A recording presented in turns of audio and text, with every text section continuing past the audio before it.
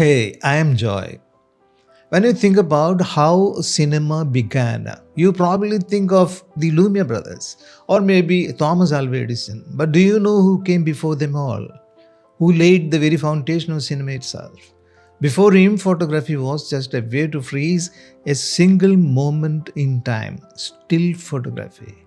But he discovered something no one had ever imagined: how to break moment into frames and then bring those frames back to life, back to motion. And yet, the man behind this genius discovery lived life far stranger than fiction, like the plot for a thriller. He survived a near fatal accident that turned his life upside down. He battled depression, madness, he committed murder. He stood trial for his life, even spent time in prison. And through it all, one thing kept him going: photography. His struggles shaped his drive, and his drive shaped the way we see pictures, movies, and even life itself. So, in this video, let's travel back in time and let's follow the extraordinary life of Eadweard Muybridge. Without him, movies as we know them might not exist. Welcome to the joy of cinema.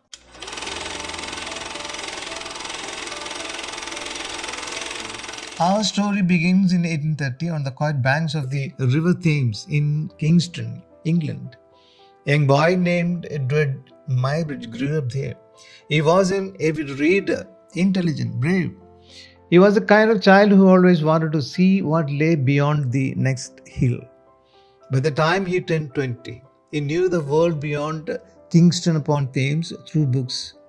By reading, he packed his belongings, said goodbye to home, and set off to America. It was the era of great gold rush. Thousands of fortune seekers from around the world rushed to California, hoping to dig up gold and change their lives overnight. But Eadweard had a different idea. He would sell books, impart knowledge.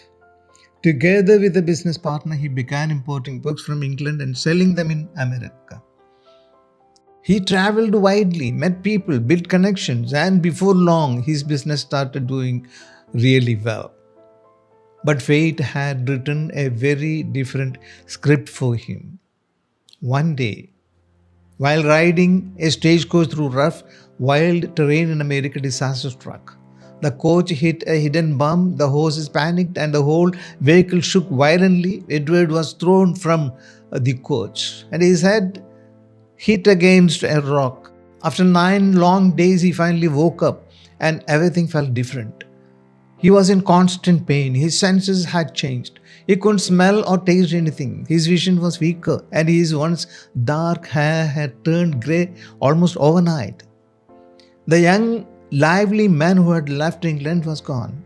In his place was someone quieter, more serious, but also erratic, as if something inside him had shifted forever. Eadweard later sued the stagecoach company and won compensation. He returned to England to rest and heal. There he was treated by Sir William Gull, a famous doctor who also cared for Queen Victoria. The doctor gave him advice that would change his life. Find a calmer life, one that gives you peace of mind. Eadweard listened. He decided to slow down and look for something that would bring him peace and joy. That's when he found his true passion, photography. What began as therapy soon became an obsession. He returned to America not to sell books but to take photographs. His manners changed, he grew rough, short-tempered and unkempt. Old friends barely recognized him. Some called him insane, others called him eccentric. He ignored them all. Quietly, he sank deeper into photography, perfecting it with every click. He became obsessed with it.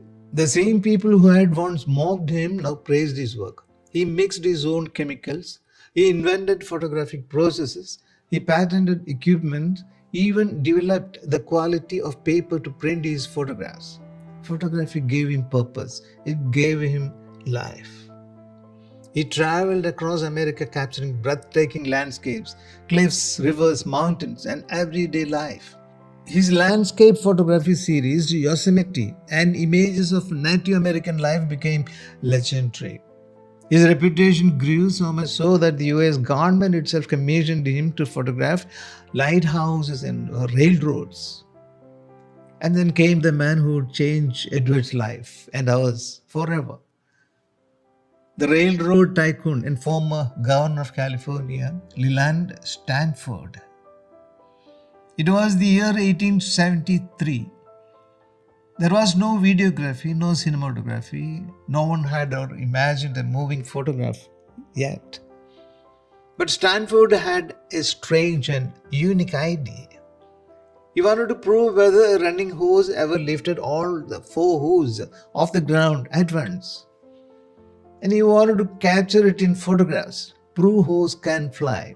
He had seen it. Perhaps in that moment, he was the first person to imagine a moving photograph. Take a picture of a moving object. But before we get to that, let's talk about Edward's marriage and love affair. At 41, Edward married a young woman named Flora Stone. She was just 21, beautiful, lively, and full of charm. And Edward, as we all know, was the opposite, quiet, introverted, and deeply absorbed in his photographic experiments by day and classical literature by night. Still, for a while, it seemed he had found happiness in his marriage. Until one day, he discovered that Flora has an affair with a journalist named Harry Likens, who happened to be a family friend. Edward was devastated. He sent Flora away, hoping to end the affair and turn his attention back to his work. It was around this time that Stanford, after a long and desperate search for a skilled photographer, finally found Edward. He presented him with a unique challenge. He wanted to prove that a galloping horse actually lifts all the four legs off the ground, even if only for a fleeting moment. It wasn't about science alone. Stanford had made massive bet with his friends, and his reputation was at stake. It took some convincing. But once Edward accepted the challenge, he became completely obsessed with it. There was no turning back. He spent days and nights experimenting, adjusting camera mechanics, refining chemicals, and testing different techniques, but nothing seemed to work. And then one day, he suddenly stopped everything and vanished into the blue. What happened to him? Edward got a news. Flora's affair with Harry Likens was still on. This time he could not hold himself back. Rushed home in fury, tracked down Harry Likens face to face. I have a message from my wife. Take it. Just one gunshot, point blank. There was no struggle. The illicit lover collapsed in a pool of blood, dead. Everyone was shocked. But Edward didn't run away. He calmly went to the police and told them what he had done. The murder and the trial that followed became front page news in America. Edward and Likens both were famous there. People took sides. Many said Likens deserved it, and some remarked sent Edward to a mental asylum. Through it all, Stanford quietly funded his legal defense. And finally, after a long trial, the verdict came in. Not guilty. Eadweard Muybridge is not guilty. The jury called it a crime of passion, not premeditated murder. Edward walked free, but his reputation damaged forever. He left the scandal behind, retreating to Mexico for a while with the support of Stanford. But eventually, he came back to fulfill his dream project, to capture galloping horse. Edward restarted from where he stopped. He knew that to photograph a running horse, he needed faster shutters, far faster than anything that had been used before.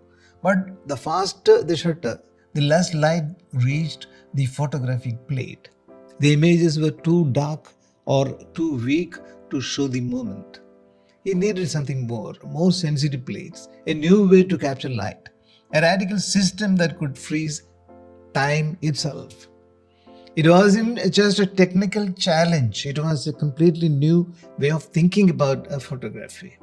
Every detail had to be perfected, every step carefully planned. In 1878, at Stanford's racetrack in Palo Alto, Eadweard Muybridge finally unveiled his solution. Along the track, 12 cameras stood in perfect line. Each was connected to a wire stretched across the path. As the hose ran past, it struck the wires one by one, triggering the shutters. Click, click, click. In a fraction of a second, the hose was captured in motion, each moment frozen with crystal clarity. And there it was, the answer. Yes, a full gallop, all four hooves leave the ground. Stanford won the bet. The photographs later published as the hose in motion. The people were shocked around the world. The discovery was bigger than just proving a bet. Eadweard had done something no one had ever imagined. He had unlocked a new dimension of photography.